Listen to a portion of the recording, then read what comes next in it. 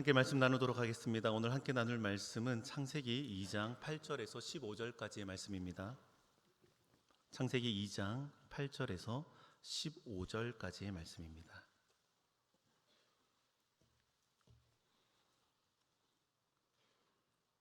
창세기 2장 8절에서 15절까지의 말씀 한 절씩 나눠서 읽고 마지막은 같이 읽도록 하겠습니다. 제가 먼저 읽겠습니다. 여호와 하나님이 동방의 에덴의 동산을 창설하시고 그 지으신 사람을 거기 두시니라.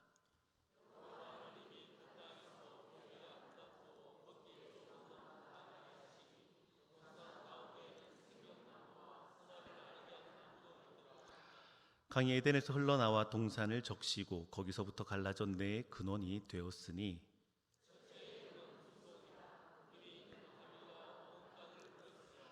그 땅이 금은 순금이요 그곳에는 베델리엄과 호마노도 있으며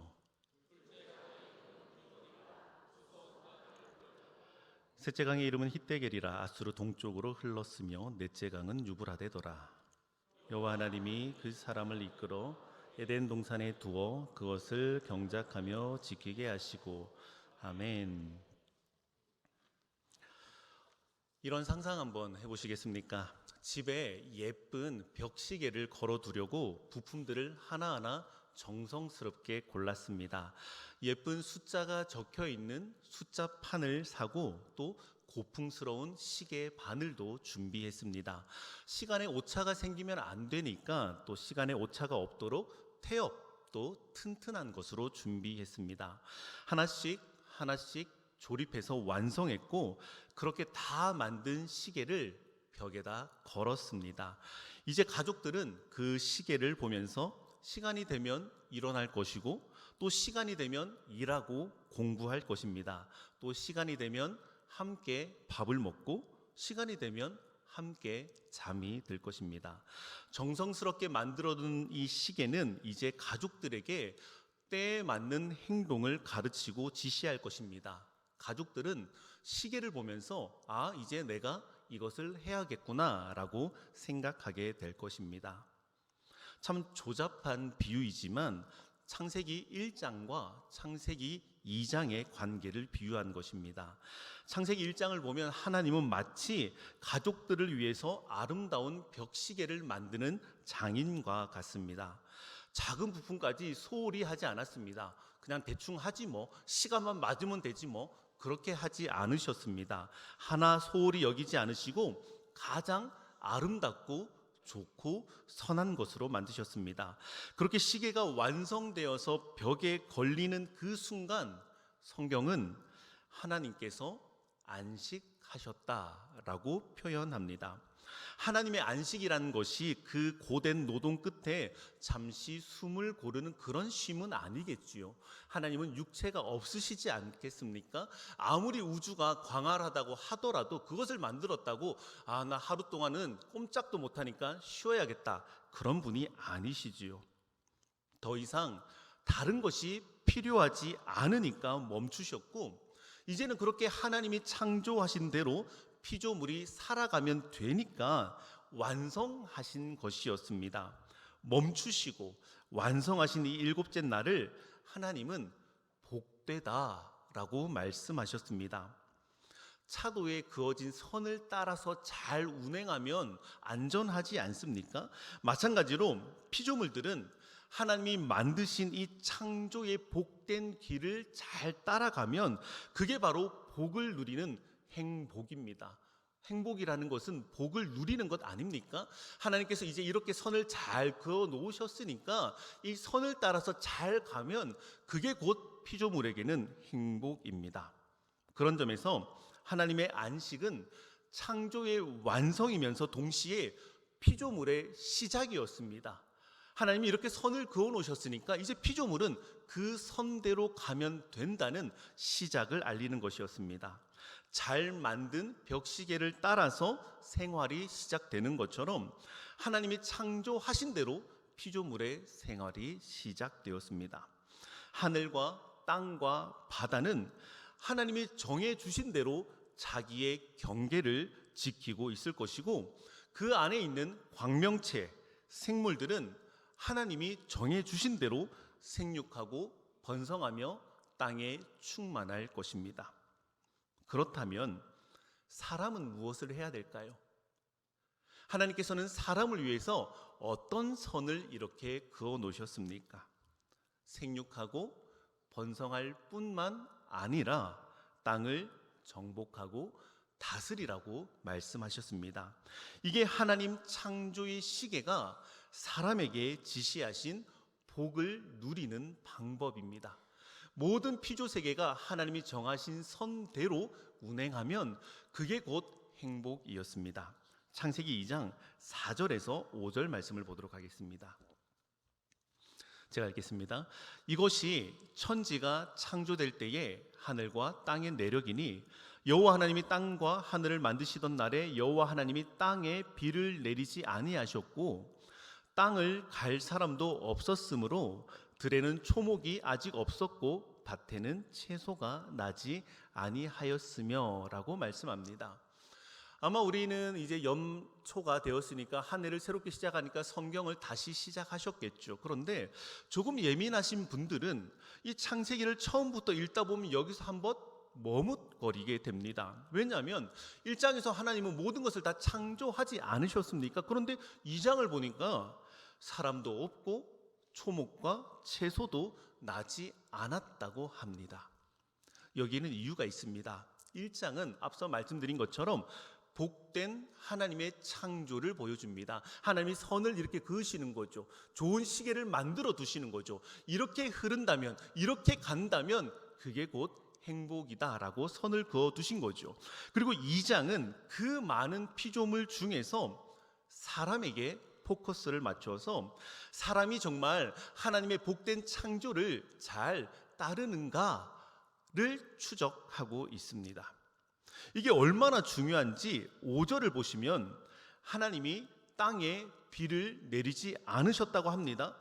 하나님이 비를 내리지 않으시면 그 어떤 것도 존재할 수 없겠죠. 그런데 그 뒤를 보니까 땅을 갈 사람도 없었으므로 이런 것들이 없었다라고 말씀합니다. 그러니 이 사람이 얼마나 중요합니까? 하나님이 중요한 이유이시죠. 하나님이 비를 내리지 않으시면 그것은 있을 수가 없습니다. 그런데 그것과 함께 땅을 갈 사람이 없으니까 초목도 없었다라고 말씀하고 있습니다. 하나님의 창조 세계에서 사람이 얼마나 중요한지를 보여줍니다. 그러니 사람이 하나님께서 정해주신 대로 그 선을 따라 잘 가는 것이 얼마나 중요하겠습니까? 피조물 중에 하나가 아니라 피조물의 존립에 중대한 영향을 끼치는 존재라는 것을 창세기 2장은 그 시작부터 말해주고 있습니다. 그런데 사람은 단순히 농사꾼이 아닙니다. 이 밭을 잘 일굴, 농경을 잘할 사람이 없어서 이게 없었다, 그 정도가 아닙니다. 본문 8절에서 10절 말씀을 보겠습니다. 8절에서 10절 말씀 우리 같이 한번 읽도록 하겠습니다. 여호와 하나님이 동방의 에덴에 동산을 창설하시고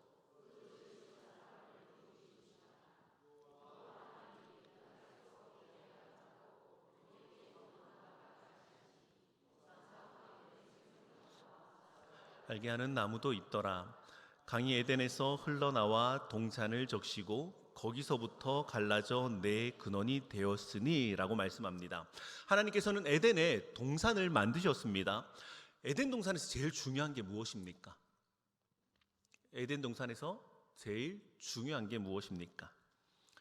에덴 동산에서 선악과 사건이 일어나기 때문에 에덴 동산에서 가장 중요한 것은 선악과라고 생각합니다. 당연히 선악과는 너무 중요합니다. 왜냐하면 하나님께서 선악과를 먹지 말라고 콕 집어서 말씀하셨기 때문에 선악과는 너무 중요합니다. 그런데 에덴 동산에는 선악과만큼이나 중요한 다른 무언가가 있습니다. 10절 말씀을 다시 한번 보시겠습니까?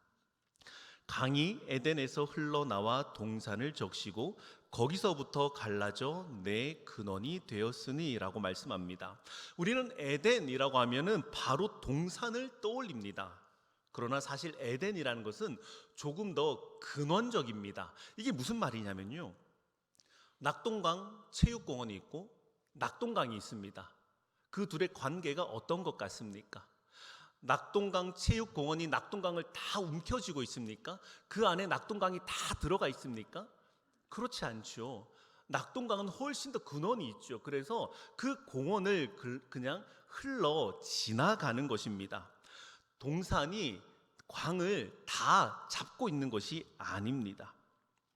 10절 말씀을 자세히 보면 강이 에덴에서 흘러나와서 동산을 적셨다고 합니다. 그리고 동산에서 다시 갈라져서 네 개의 근원, 보통 성경에서 사라는 것은 사방을 얘기하는 것으로 온 세계를 가리킵니다. 즉, 온 세상으로 흐른다라는 것이죠.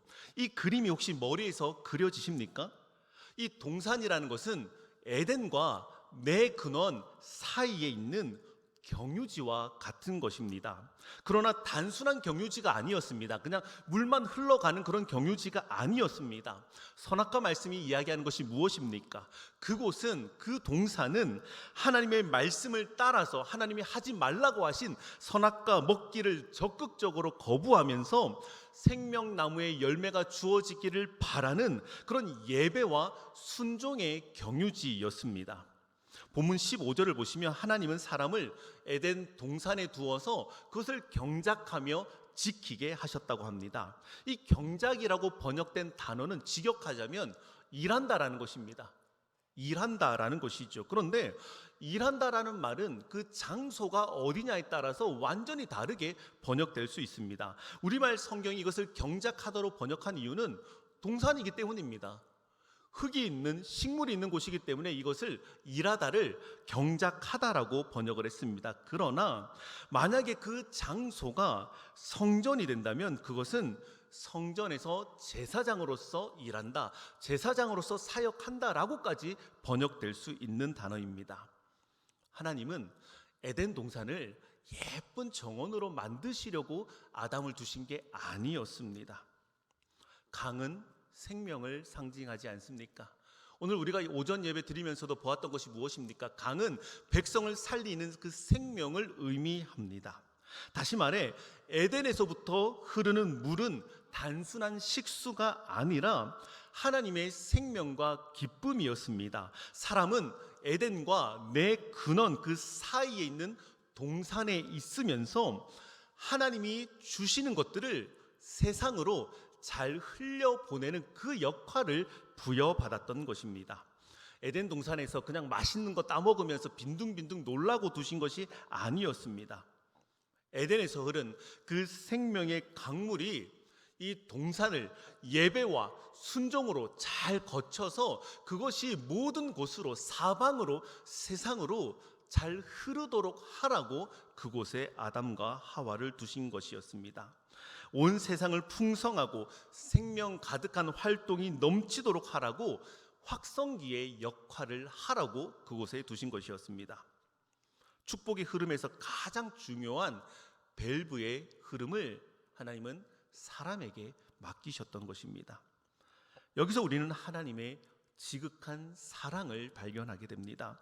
하나님은 이것을 당연히 다 하실 수 있으시죠. 만든 분이시지 않습니까? 그러니 다 하실 수 있으시지만 하나님께서는 이것을 사람에게 맡기셨습니다. 가장 귀한 이 생명력을 흘려보내는 이 역할을 사람에게 맡기셨습니다. 단순한 심부름꾼이 아니라 정원 정도 가꾸는 정원사가 아니라 그 생명을 중개하는 아주 중요한 역할로 아담과 하와를 세우셨습니다. 그런데 우리가 잘 알다시피 아담과 하와는 이 역할을 잘 감당하지 못했습니다. 하나님을 에덴으로 삼기보다는 자신을 에덴으로 삼았습니다. 하나님이 꼭 기쁨이셔야 될 필요가 있냐? 내가 보기에 좋고 내가 보기에 즐거우면 그 기쁨이 곧 에덴이 될 수 있지 않냐라면서 자신을 에덴으로 삼았습니다. 하나님을 강의 근원으로 삼기보다는 자기 자신을 근원으로 삼았습니다. 예레미야 선지자는 이렇게 말합니다. 예레미야 2장 13절 말씀입니다. 우리 같이 한번 읽도록 하겠습니다. 내 백성이 두 가지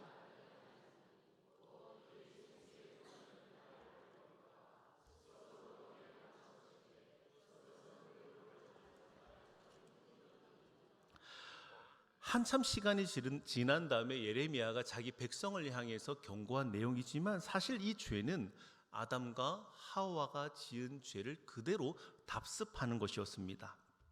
죄는 아담과 하와 각 사람을 망가뜨렸습니다. 그러나 더 중요한 게 있습니다.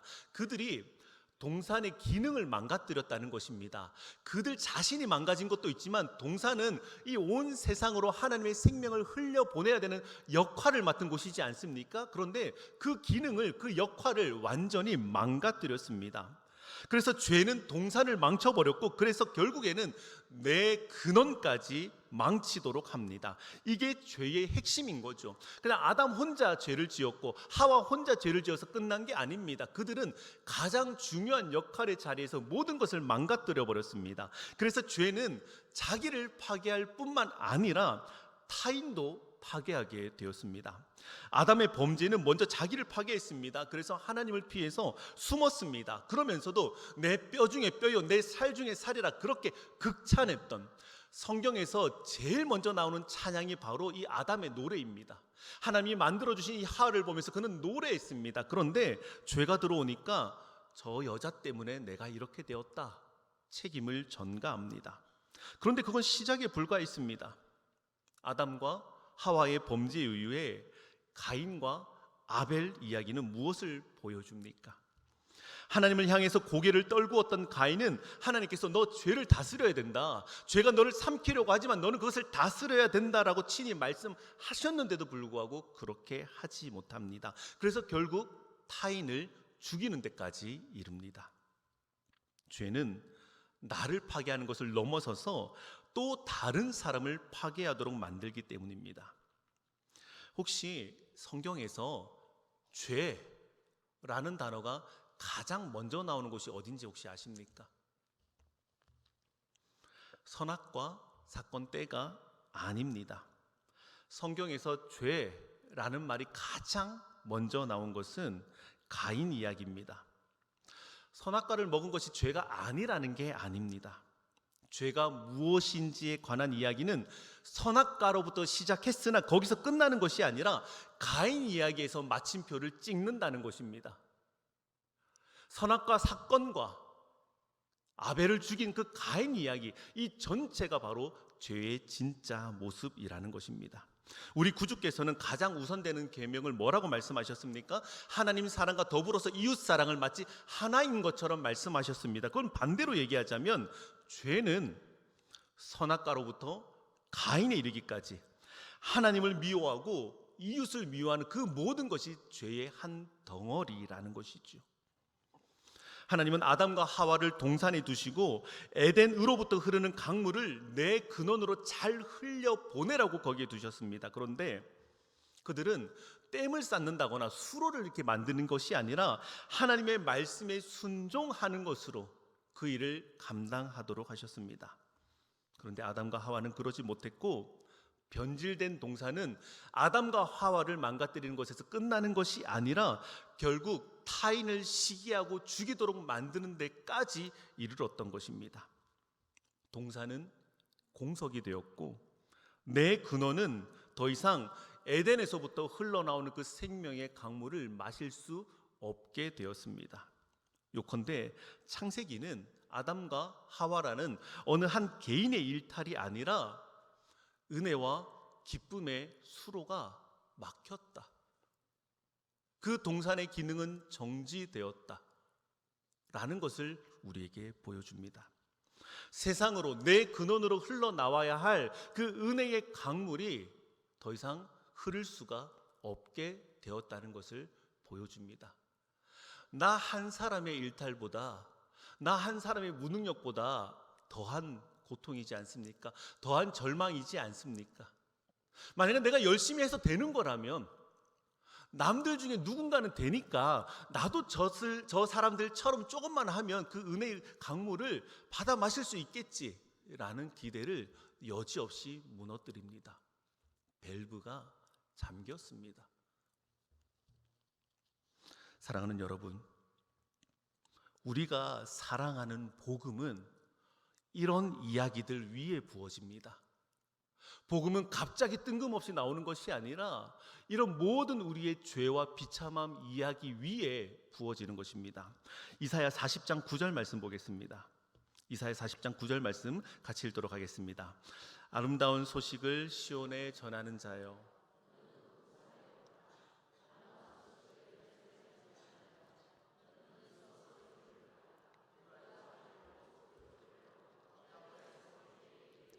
너희의 하나님을 보라 하라 라고 말씀합니다. 아름다운 소식, 이것을 다른 말로 하면 복음입니다. 복음을 전하는 자가 뭐라고 합니까? 힘써 소리를 높이고 두려워하지 말고 소리를 높여서 뭐라고 말하고 있습니까? 직역하자면 보라, 너희의 하나님이시다. 보라, 너희의 하나님이시다. 복음을 전하는 사람이 소리를 높여 말하는 것은 보아라, 너희의 하나님이시다 라고 말씀합니다. 복음은 하나님의 오심입니다. 하나님께로 향한 길이 열렸다고 해서 마치 우리가 다가가면 될 것처럼 오해하지만 그 길은 우리에서부터 열린 게 아니라 하나님으로부터 열어 젖혀진 문입니다. 막달라 마리아가 무덤에서 울다가 부활하신 예수님을 만나게 되는데요, 혹시 누구로 착각했는지 기억나십니까? 동산지기인 줄 착각합니다. 착각이죠. 예수님은 동산지기가 아니시잖아요. 그런데 또한 맞습니다. 예수님이 유일하게 참된 동산지기로 오셔서 구원의 강물을 다시 활짝 여시는 거죠. 예수님은 어떤 동산지기이십니까?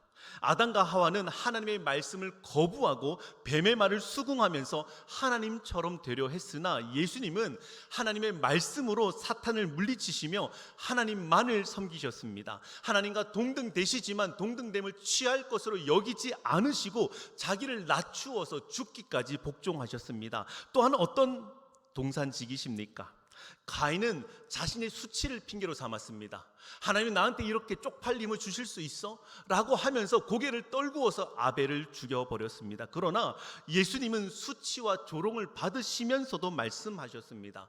아버지, 저들을 용서하여 주옵소서. 자기들이 하는 것을 알지 못합니다 라고 말씀하셨습니다. 가인과 예수님 모두 똑같지 않습니까? 아버지로부터 응답을 받지 못하시는 것 같았습니다. 아버지, 할 수만 있으시다면 이 잔을 내게서 거두어 주시옵소서 라고 말씀하셨으나 그분은 아버지의 뜻을 알고 계셨습니다. 가인은 하나님께 거부당한 그것이 너무 수치스러워서 다른 사람을 죽였지만 예수님은 그 거부 속에서도 오히려 말씀하시기를 저들을 용서하여 주십시오 라고 말씀하셨습니다. 창세기 3장과 4장을 보면 죄는 분명 자신을 파괴하고 또 타인을 파괴하도록 합니다. 그러나 그 강력한 죄의 세력이 예수님께는 어떠한 힘도 낼 수 없었습니다. 예수님은 하나님이시요 그의 백성을 구원하러 오신 하나님의 아들이시기 때문입니다. 그래서 복음은 예수님입니다. 예수님이 바로 복음입니다. 하나님의 창조를 보면요, 하나님의 형상으로서 하나님의 모양으로서 땅을 정복하고 다스리는 사람이 있고 그 다음 날 일곱째 날에 안식하는 날이 있습니다. 그런데 하나님의 형상인 사람이 세상을 하나님의 형상으로서 바르게 정복하지도 바르게 다스리지도 못하니까 일곱째 날로 넘어가지를 못하는 거죠. 하나님께서 만드신 이 복된 창조는 하나님의 형상으로서 세상을 바르게 다스리고 바르게 정복하는 그 사람, 참 사람이 필요한데 없으니까 안식이 있겠습니까? 없습니까? 없습니다. 하나님의 창조 질서를 따른 바른 참 사람이 여섯째 날에 있어야 하는데 없습니다. 그런데 이 창조의 복된 완성은 오직 예수님이라는 복음을 통해서 완성됩니다. 참 하나님이시며 참 사람이신 예수님을 통해서 그 여섯째 날이 충족함을 얻게 되는 것입니다. 에덴 동산의 역할을 완벽하게 성취하시는 유일한 하나님의 형상이신 예수님 덕분에 우리는 복된 안식을 기대할 수 있게 됩니다. 사랑하는 여러분, 복음이 무엇인지는 우리가 주님 다시 만날 때까지 늘 다시 되뇌어야 합니다. 그런 점에서 복음의 이 복자는 기쁠 복이지만 반복할 복이라고 생각하셔도 좋을 것 같습니다. 복음은 반복해서 들어야 하고 또 반복해서 알아가야 합니다. 상처 위에 연고가 발라지듯이 이 복음이라는 것은 우리의 죄와 비참함 위에 발라지는 것입니다. 우리가 죄도 모르고 우리의 비참함도 모르는데 복음의 감격을 무슨 수로 알 수 있겠습니까? 그러므로 성경이 들려주는 우리의 죄와 우리의 비참함의 이야기는 역설적으로 복음을 예고하는 거죠. 우리에게 이런 상처가 있으니, 이런 절망이 있으니 복음은 그 절망을 덮는다고 예고합니다. 골절이 깁스를 예고하듯이 성경이 들려주는 죄와 비참함은 그것으로 끝나는 것이 아니라 복음을 열정적으로 예고하고 있습니다. 오늘 창세기 말씀에서 우리의 죄와 비참함은 무엇입니까? 우리에게는 참되고 바른 동산지기가 없다는 거죠. 우리에게는 그런 동산지기가 없다는 것입니다. 그래서 우리가 사는 세상은 가인과 아벨로 넘쳐나게 됩니다. 가인으로 태어나서 가인으로 죽는 사람이 어디 있습니까? 아벨로 태어나서 아벨로 죽는 사람이 어디 있습니까? 우리는 가인과 아벨을 넘나들며 삽니다. 때로는 가해자가 되었다가 때로는 피해자가 됩니다. 가인으로 죽기에는 또 조금 그러니까 아벨 같은 가인, 또 아벨로 죽기는 너무 억울하니까 또 너무 당하고만 살면 속상하니까 가인 같은 아벨, 막 이렇게 왔다 갔다 하면서 우리는 그 속에서 살아갑니다. 우리는 그렇게 가인과 아벨을 번갈아 가며 삽니다. 그러다 보니까 이 모든 것의 원흉인 죄의 권세를 망각합니다. 내가 덜 억울하려고, 내 권리 잃지 않으려고 아등바등 하다 보니까 정작 그 모든 것의 근원적이고 근본적인 이 모든 것의 원흉인 죄의 권세를 우리가 망각하게 됩니다. 내가 좀 덜 억울하면 됩니까? 내가 조금 손해 안 보고 살면 됩니까? 우리가 그것에 목매어 있는 동안에 죄는 자신의 권력을 마음껏 휘두르면서 우리를 비웃고 있었습니다. 죄는 우리 양심에만 머무르는 것이 아닙니다. 내 근원, 즉 모든 세상에서 왕노릇하고 있다는 것을 우리는 기억해야 합니다. 나만 조금 바르게 살면 되는 겁니까? 아닙니다. 죄는 그렇게 호락호락한 것이 아닙니다. 로마서 5장 12절에서 14절 상반절까지를 세번역 성경으로 한번 보도록 하겠습니다. 제가 읽겠습니다. 그러므로 한 사람으로 말미암아 죄가 세상에 들어왔고 또 그 죄로 말미암아 죽음이 들어온 것과 같이 모든 사람이 죄를 지었기 때문에 죽음이 모든 사람에게 이르게 되었습니다. 율법이 있기 전에도 죄가 세상에 있었으나 율법이 없을 때에는 죄가 죄로 여겨지지 않았습니다. 그러나 아담 시대로부터 모세 시대 이르기까지는 아담의 범죄와 같은 죄를 짓지 않은 사람들까지도 죽음의 지배를 받았습니다 라고 말씀합니다. 개역개정 성경은 사망이 왕노릇했다고 합니다. 죄는 단순히 내가 저지르는 손과 발과 마음의 행동 정도가 아닙니다. 나 죄 지었네, 죄 저질렀네, 범죄했네, 그 정도가 아니라 이 죄는 나뿐만이 아니라 이 모든 피조 세계를 마치 그 동산에 자리를 잡고 앉아서 내 근원으로 흐르는 모든 것들을 막아선 채 자신의 왕노릇을 과시하는 세력이며 권세라는 것을 우리는 알아야만 합니다. 사망이 왕노릇하는 세상에서 우리는 무력합니다. 3장과 4장이 보여주지 않습니까?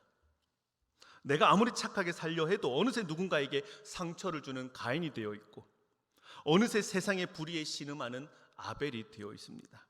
이것이 성경이 말하는 인간의 비참함입니다. 그 생명의 강물을 조금도 마시지 못하는 인간의 비참함입니다. 그런데 이 비참함의 끝에 복음이 있습니다.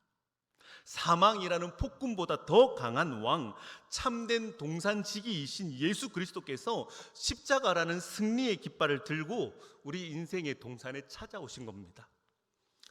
아무런 동산지기를 찾을 수 없어서 소망 없는 우리에게 참되고 선하신 예수님이라는 동산지기가 찾아오신 것입니다. 그분은 사탄의 머리를 상하게 하셨고 사망이 쏘는 것을 부러뜨리셨습니다.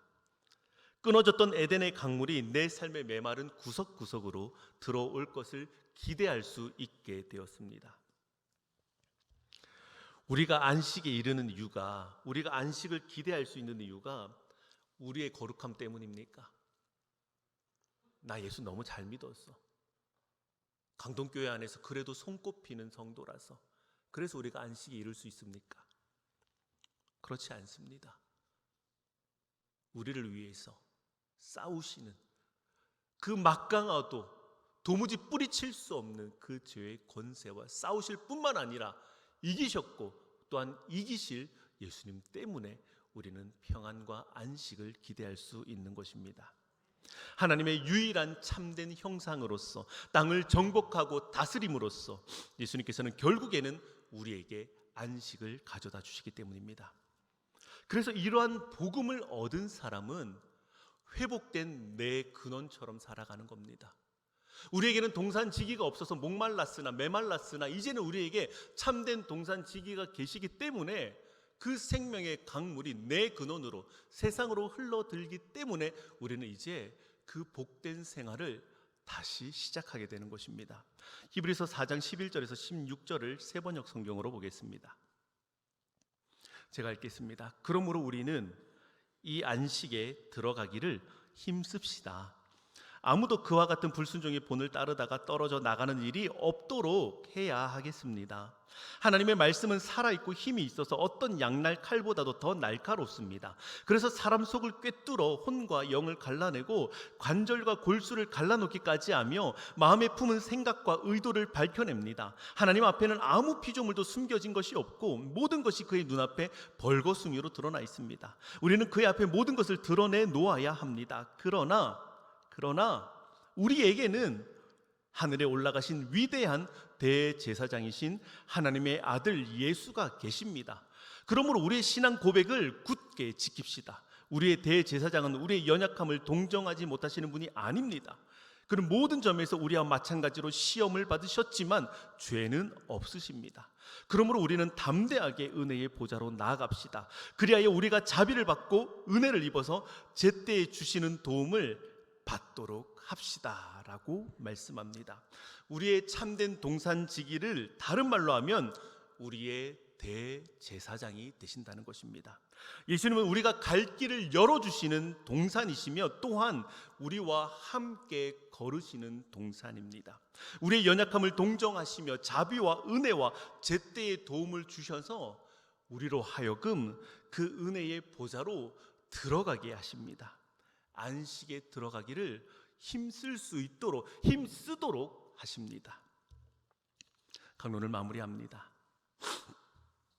우리의 죄와 비참함은 역설적이게도 복음을 가리킵니다.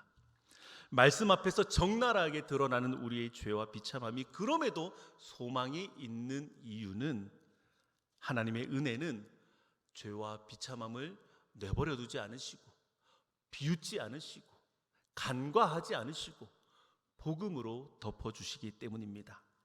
우리에게는 동산지기가 없었습니다. 목자 없는 양들입니다. 목자 없는 양이 단순히 방황만 하겠습니까? 어둠에 소스라치고 들짐승에게 잡아먹힙니다. 어느덧 동산은 악한 자가 차지해서 우리는 종 노릇할 뿐만 아니라 정작 뭐가 문제인지도 알지 못합니다. 그때 우리 구주께서 오셨습니다. 보라, 너희의 하나님이시라. 그가 오셔서 우리의 동산지기가 되어주셨습니다. 악한 자의 결박을 끊으시고 우리로 하여금 다시 힘을 내어서 그 복됨의 바른 경로를 따라 살도록 하십니다. 집으로 햇빛이 잘 들어오는 그런 날이 있지요. 아, 햇살 참 좋다 싶은 그런 날이 있습니다. 그러나 우리 집에 들어오는 그 햇살은 햇빛의 아주 작은 부분일 뿐입니다. 집에 들어온 햇살 가지고 해가 얼마나 밝은지를 이해하시는 분은 당연히 없으시겠죠. 나를 구원하시는 예수님 너무 감사하죠. 나를 붙드시는 예수님 너무 감사하죠. 그러나 우리 주님은 훨씬 더 크신 분이라는 것을 기억하셔야만 합니다. 우리에게 주어진 예수님의 은혜가 너무 크고 깊고 감사하지만 죄와 싸우시는 예수님은 우리가 생각하는 것보다 훨씬 크신 분입니다. 그러니 우리는 부족하더라도 예수님께 부요한 찬양을 드려야 합니다. 우리가 남루하더라도 높은 찬양을 주께 드려야만 합니다. 죄의 세력과 싸우시는 예수님은 우리의 모든 최선의 찬양을 받으시기에 합당한 분이시기 때문입니다. 찬양하겠습니다.